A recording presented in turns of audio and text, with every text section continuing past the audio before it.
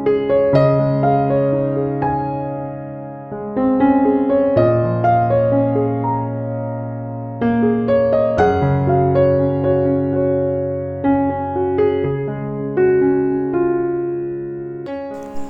আলাইকুম, সকলের সুস্বাস্থ্য কামনায় শুরু করছি আমার আজকের আরও একটি নতুন ব্লগ। আজকের ব্লগটি দেখার জন্য আপনাদের সবাইকে স্বাগত জানাচ্ছি। গতকাল ভোর রাতে বৃষ্টি হয়েছে বেশ ভালোই, সেজন্য দেখি যে বারান্দার গাছপালা একদম ভিজে একাকার। সকালে আর গাছে পানি দেওয়ার প্রয়োজন হয়নি, আর এই গাছটা তো বৃষ্টির পানিতে একদমই নুয়ে পড়েছে, তাই একটু ওয়ালের সাথে এটাকে লাগিয়ে দিলাম সোজা করে। আর এখন আমি সকালের নাস্তাটা বানিয়ে নিচ্ছি। আজকের ব্লগটা শুরু করে দিয়েছি একদমই সকালের সময় থেকে। তো প্রতিদিনই তো আসলে সকালবেলা পরোটা বানাতে হয় না বা রুটি বানাতে হয় না, যেহেতু আমি একদিনেই একটু যখন রুটি বানাই একটু বেশি করে বানাই, যাতে করে ফ্রোজেন করে রাখা যায়, কারণ সকালবেলা একটু তাড়াহুড়া লেগে যায়। তো ফ্রোজেন রুটি বা পরোটা কোনোটাই নেই, শেষ হয়ে গিয়েছে, তাই ভাবলাম যে এখনকার জন্য আপাতত 4-5টা পরোটা বা রুটি বানিয়ে নিই।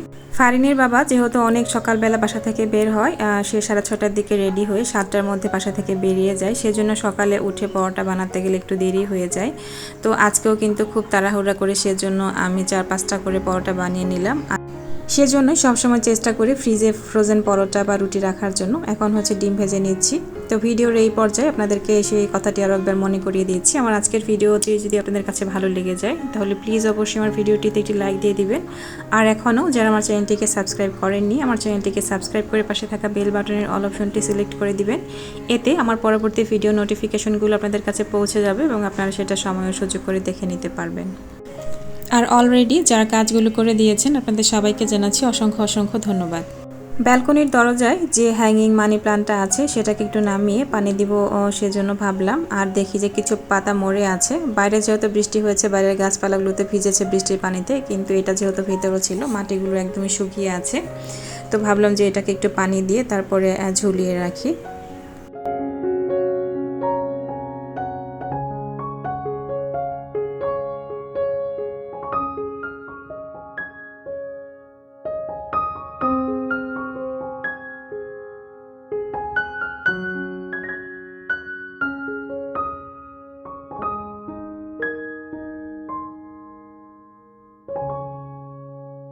একটা কাজ করতে গেলে কিন্তু তার সঙ্গে সঙ্গে আরও 2-1টা কাজ বেরিয়ে যায়। এই যে যখন আমি এটা হ্যাং করছিলাম দেখলাম যে ওয়াল পিসটা ধুলো পড়েছে, তাই ভাবলাম যে এটাকে একটু মুছে নিই, সেই সঙ্গে সঙ্গে এটা একটু পরিষ্কার হয়ে গেল। আর এই তো এখন হচ্ছে আমি বেডটা গুছিয়ে নিব।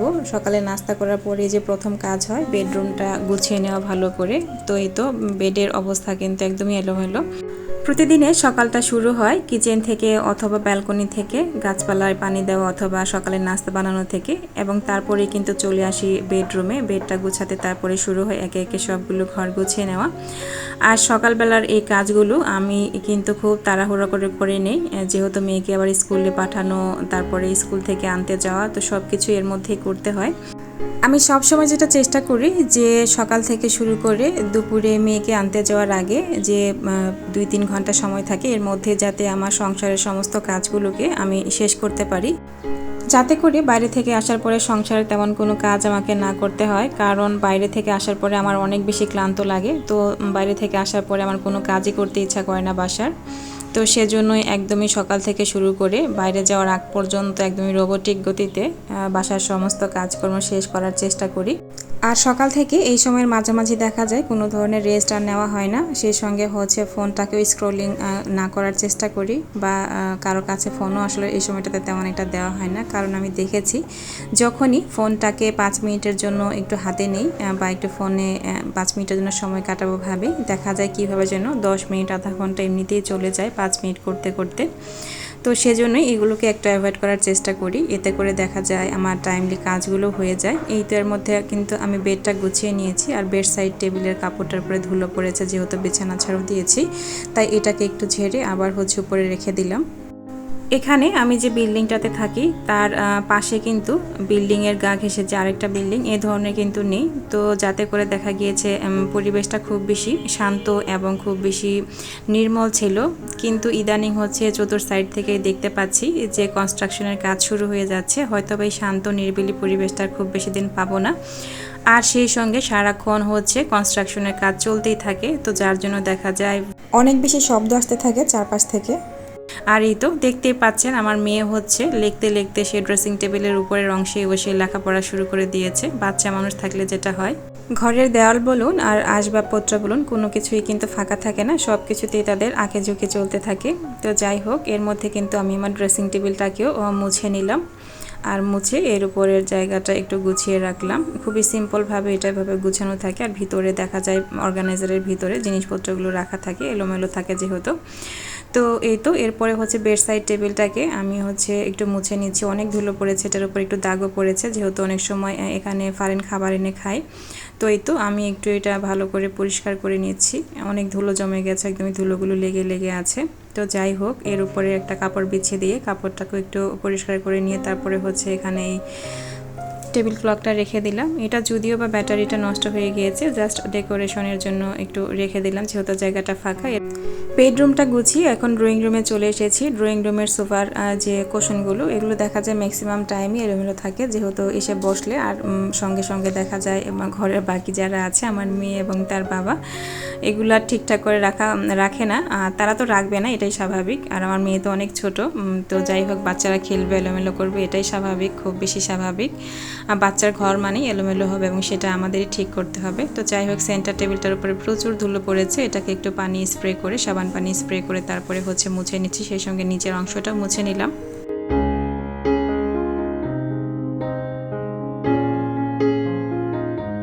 সকালে নাস্তা করার পরে আর টেবিলটা সঙ্গে সঙ্গে পরিষ্কার করা হয়নি। এখন চলে এসেছি ডাইনিং টেবিলে, ডাইনিং এরিয়াটা একটু গুছিয়ে নেব, সেই সঙ্গে ডাইনিং টেবিলটা পরিষ্কার করে নিয়েছি। একটু পানি স্প্রে করে দিচ্ছি, সাবান পানি, যাতে করে একটু ভালো করে উপরের ময়লাগুলো উঠে যায়।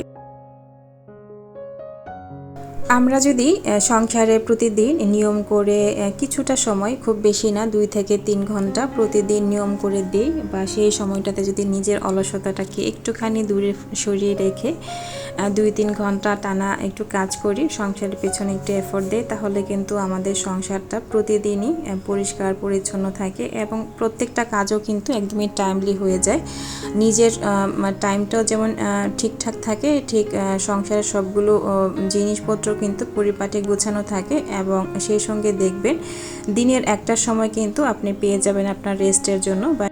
আর দুপুরের মধ্যে কাজকর্ম সব কিছু শেষ করাটা আমার একটা রেগুলার লাইফস্টাইল হয়ে গিয়েছে, কারণ এটা ছাড়া আসলে আমার কোনো অপশন নেই। কারণ আমি সকালে কিন্তু ঘুম থেকে উঠি, কারণ হচ্ছে আমার হাজব্যান্ড যেহেতু খুব সকালবেলা বের হয়ে যায় অফিসের উদ্দেশ্যে, তো সেজন্য কিন্তু আমি চাইলেও দেরিতে ঘুম থেকে উঠতে পারবো না, সেটা আমার অভ্যাসও নয় দেরিতে ঘুম থেকে ওঠা। আর উঠে কিন্তু আমি চলে যাই আমার নাস্তা রেডি করতে সকালের জন্য। মেয়ে তখন ঘুমে থাকে আর তার বাবাকে এভাবে নাস্তা টাস্তা দেওয়ার পরে সে চলে গেলে আমি চলে আসি আমার কিচেনে, অথবা হচ্ছে আমার এই তো বেডরুম, ড্রয়িং রুম, সব রুমগুলো গুছানোর ক্ষেত্রে অনেক সময় দেখা যায় আগে সবজিগুলোকে কেটে নিই, যেগুলোকে আমি রান্না করব দুপুরে, সেগুলোকে রেডি করে রাখি, মাছ মাংস ভিজিয়ে রাখি ফ্রিজ থেকে বের করে। এরপরে হয়তো চলে আসি হচ্ছে আমি বাসাটা গুছিয়ে নেওয়ার জন্য।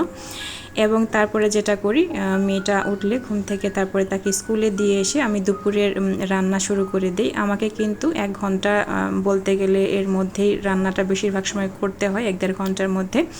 কারণ হচ্ছে আমি কিন্তু প্রতিদিনই আমার মেয়েকে যখন আনতে যাই তখন হচ্ছে আমার হাজব্যান্ডের লাঞ্চটাও নিয়ে যাই সেই সঙ্গে। কারণ হচ্ছে যেহেতু আমার মেয়ে আর তার বাবার প্রতিষ্ঠান একই, আমার মেয়ে যেখানে লেখাপড়া করে তার বাবা কিন্তু সেখানকারই টিচার, তো যার জন্য দেখা যায় আমার জন্য এটা সুবিধাও হয়েছে। সেই সঙ্গে হচ্ছে আমার কাজগুলো সকাল সকাল টাইমলি হয়ে যায়, দুপুরের আগ পর্যন্তই আমার কাজ থাকে। এরপরে দুপুরের পরে বিকেল পর্যন্ত পুরোটা সময় কিন্তু আমি আমার বাচ্চাকে দিতে পারি, নিজের মতো করে একটু সময় কাটাতে পারি।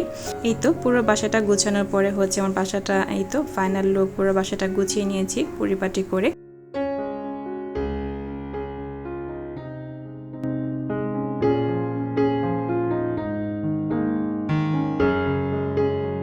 আর এই তো রান্না করতে আসার আগে যখন ঘর গোছাচ্ছিলাম তার এক ফাঁকে হচ্ছে ডালটাকে আমি বসিয়ে রেখে গিয়েছিলাম, তো ডালটা হচ্ছে সিদ্ধ হয়ে গিয়েছে। এখানে হচ্ছে পানি আর হচ্ছে সেই সঙ্গে লবণ এবং হলুদ দিয়ে দিলাম।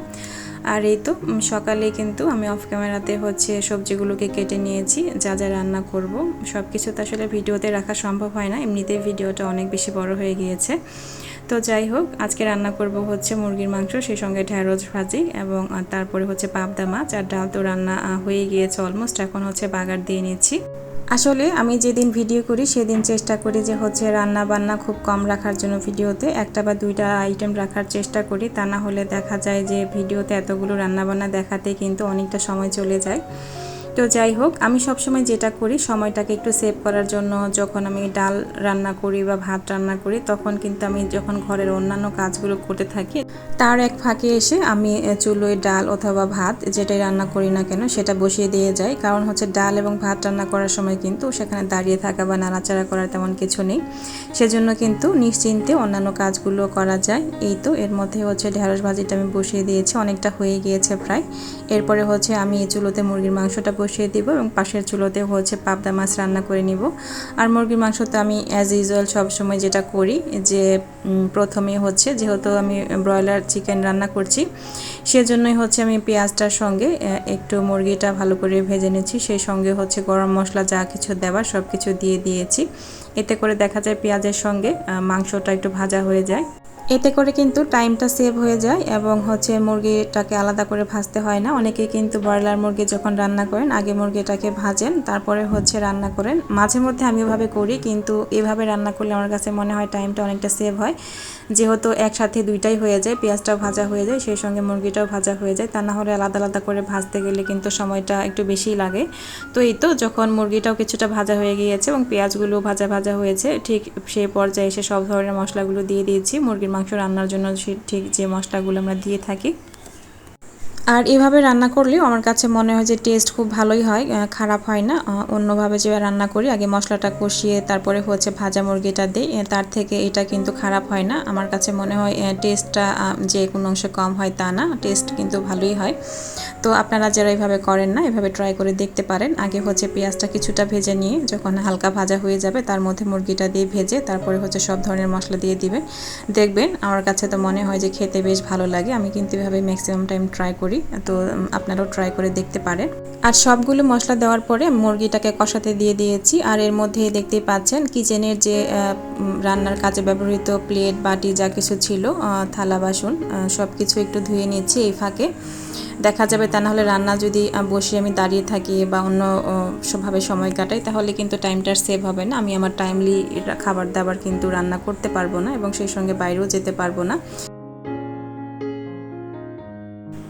আর এই তো আমার চিকেন রান্নাটা কিন্তু হয়ে গিয়েছে। আর আজকে হচ্ছে আমি চিকেনটা আমি একদমই কষানো একদমই শুকনো করে রান্না করেছি। আর ব্রয়লার মুরগিটা এভাবে রান্না করলে আমার কাছে বেশি খেতে ভালো লাগে। তো এখানে হচ্ছে একদমই শুকনো করে রান্না করেছি, খুব বেশি একটা ঝোল দেইনি। আর এদিকে আমার পাবদা মাছ রান্নাটাও হয়ে গিয়েছে। আর এই ফাঁকে কিন্তু আমি পাবদা মাছের মধ্যে একটু টমেটো কেটে দিয়ে দিয়েছি। আর এই তো যেহেতু সবজি দিয়েছি টমেটো, আর যে কোনো মাছ রান্নার ক্ষেত্রে বা সবজি রান্নার ক্ষেত্রে আমার কাছে ধনিয়া পাতা না দিলে একদমই খেতে বেশি ভালো লাগে না, ধনিয়া পাতা দিতেই হবে। ধনিয়া পাতা আমার কাছে মনে হয় রান্নার টেস্ট অনেকটা বাড়িয়ে দেয়। এই তো রান্না করার সঙ্গে সঙ্গে যদি এভাবে আমরা আমাদের কিচেনটাকে একটু মুছে নিই, চুলোর পাশটা, কাউন্টার টপ বা রান্নার আশেপাশের যে জিনিসপত্রগুলো আছে, তাহলে কিন্তু দেখবেন রান্নার ঘর যে তেল চিটচিট একটা ব্যাপার থাকে, আঠালো একটা প্রলেপ পরে থাকে সব কিছুর উপরে, সেটা কিন্তু আর হয় না। এর পরবর্তীতে দেখা যায় রান্নাঘরে আসতেও ভালো লাগে, মনটাও ভালো লাগে। আর এইভাবে সব কিছু গোছানো থাকলে পরবর্তীতে যখন রান্না করতে আসবেন বা কোনো কাজ করতে আসি তখন কিন্তু দেখা যায় অনেক বেশি ভালো লাগে। সবাই ভালো থাকুন এবং সুস্থ থাকুন। পরবর্তী ব্লগ দেখার আমন্ত্রণ রইল। আল্লাহ হাফেজ।